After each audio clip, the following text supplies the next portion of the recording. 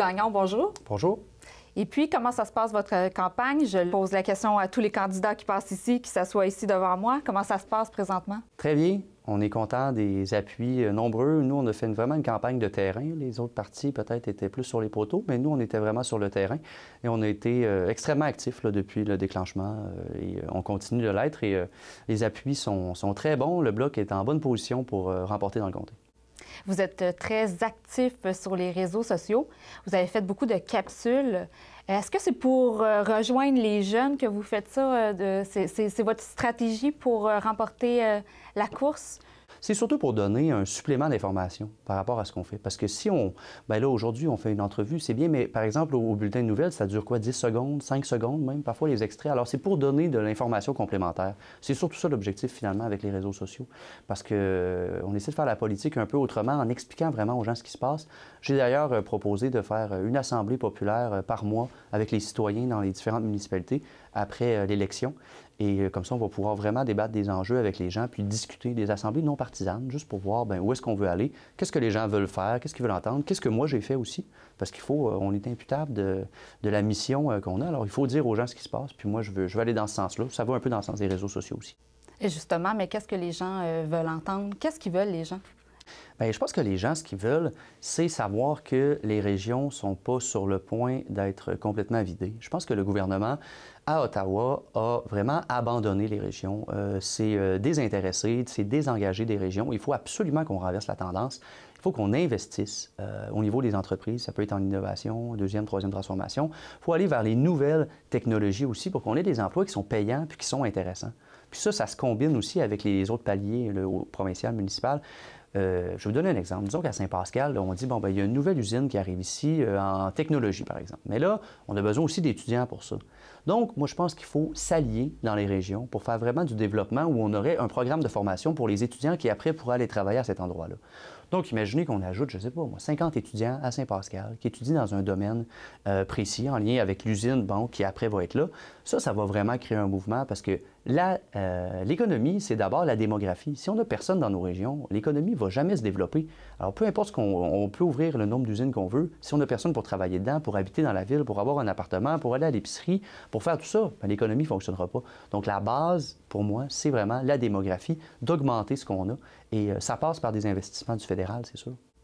Et si on retourne dans le passé, bien, il y a pas si longtemps, vous étiez candidat du Parti Québec solidaire pour la campagne d'une élection provinciale. Exact. Qu'est-ce qui s'est passé? Vous étiez vraiment pressé de replonger dans le monde politique? Bien, moi, j'ai d'abord été approché par M.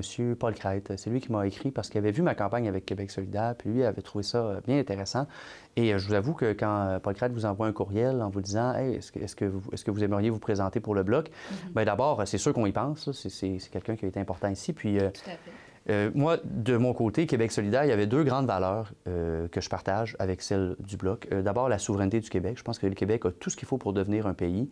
Et il y a monsieur, je ne sais pas qui, Harper, je pense qu'il disait, oui, c'est ça, que c'était une idée dépasser la souveraineté des peuples. On a vu en Catalogne, là, en Espagne, ils ont élu des gens qui sont pour l'indépendance. L'indépendance, c'est être autonome, hein? C'est être confiant, c'est être sûr de soi.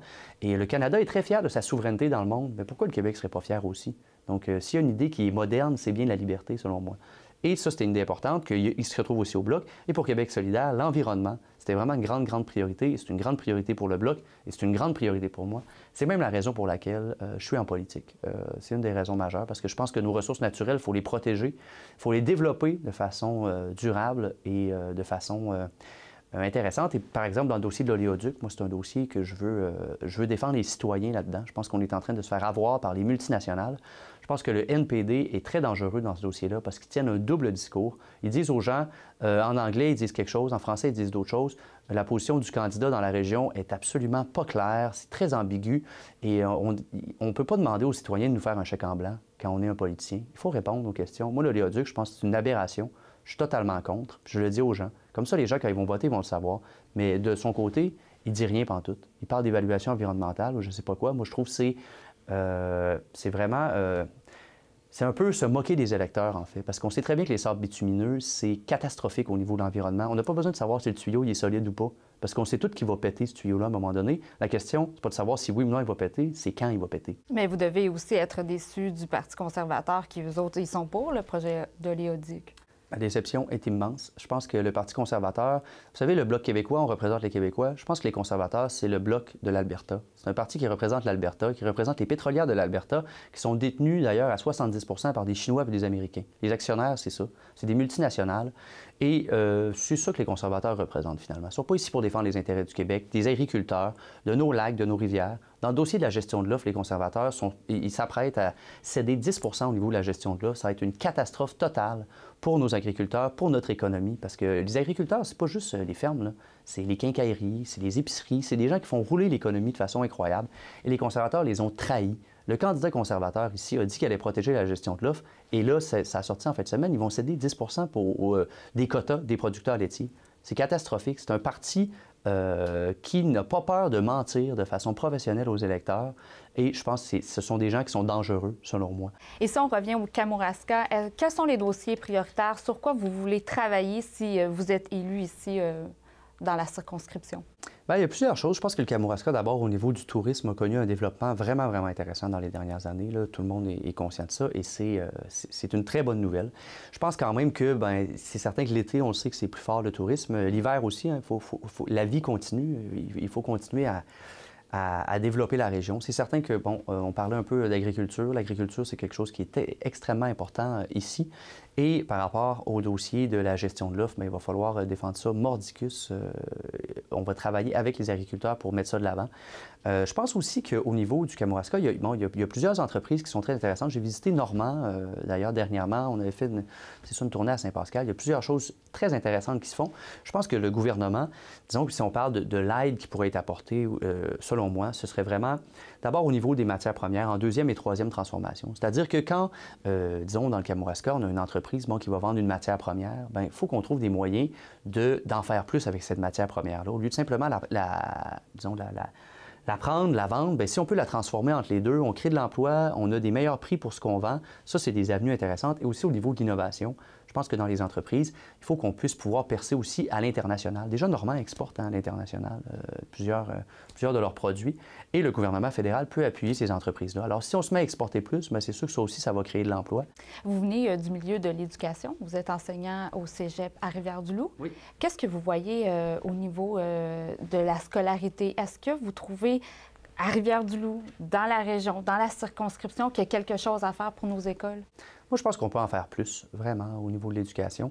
D'abord, il faudrait, c'est sûr que c'est un dossier un peu plus provincial, mais quand même, c'est important d'en parler de l'éducation. Il faut qu'on ait des programmes spécialisés, c'est-à-dire que aussi des programmes uniques. Par exemple, technique d'intervention à loisir, disons, qui est un programme qui était très populaire, qui l'est encore aujourd'hui, mais qui l'a déjà été encore plus. Bien, si le cégep peut avoir un programme exclusif en loisir, bien ça peut être une avenue, selon moi, qui est intéressante. Donc, tous les étudiants de partout au Québec vont venir à Rivière-du-Loup pour faire ce programme-là. Il ne faut pas qu'ils se donnent partout à Québec puis à Montréal, parce que nous, bien, ça nous empêche d'avoir des étudiants. Puis, on pense aussi aux écoles des métiers, par exemple. Ça, je pense que ça a un impact aussi un peu plus direct par rapport à Kamouraska. Il faut qu'on offre des formations dans les régions qui sont spécialisées. On en a des infrastructures. Bon, on peut investir dans les infrastructures, mais surtout dans les programmes. Parce que des étudiants, imaginez au Kamouraska, si on offrait dans une formation au niveau de... Ça peut être des choses qui sont plus manuelles, mais qui seraient spécialisées. Bien, on amène des jeunes entre 20 et 30 ans qui viennent ici, qui viennent habiter dans la ville, qui consomment. Qui viennent de l'extérieur pour qu'ils viennent s'installer. Qui viennent de l'extérieur, qui viennent s'installer. Souvent, l'effet que ça a aussi, c'est que les gens tombent en amour avec la région, puis ils restent après. Donc, il faut absolument décentraliser un peu l'éducation, puis décentraliser aussi au niveau des bureaux gouvernementaux. On dirait que tous les fonctionnaires sont rendus à Québec puis à Montréal. Pourquoi nous, on n'a rien ici? Et en terminant, est-ce que vous êtes confiant de gagner les élections? Bien, c'est sûr que, vous savez, le Bloc au Québec, il y en a qui disaient à la dernière élection, le Bloc a été tassé, ça vague orange, mais on a quand même eu 900 000 votes, presque 25 des voix. On a 20 000 membres, on est le parti qui a le plus de membres au Québec. Nos militants, c'est des gens motivés. Le Bloc québécois, c'est le parti de tous les Québécois. C'est pas juste des souverainistes, c'est le parti de tous les Québécois. Les gens je pense qu'ils sont fatigués du discours où on va toujours favoriser les autres provinces du Canada. Je pense que les gens veulent entendre parler du Québec. Puis pendant les 4 dernières années, la représentation du NPD a été disons, faible est un mot faible. Il ne s'est pas passé grand-chose. On n'a pas défendu le Québec. Les gens s'ennuient d'une bonne représentation à Ottawa. Moi, je veux représenter les gens d'ici. Je ne suis pas ici pour représenter mon parti dans le comté. Je suis ici pour représenter le comté à Ottawa. Moi, c'est des victoires que je veux qu'on ait pour la région. Et je suis amoureux de la région et certainement, je veux que les choses aillent pour le mieux pour tout le monde ici. Vous avez aimé l'entrevue? Syntonisez Ma TV by Saint-Laurent pour l'émission complète d'Infocam. Si vous voulez voir d'autres contenus produits par TVCK, allez sur notre chaîne YouTube.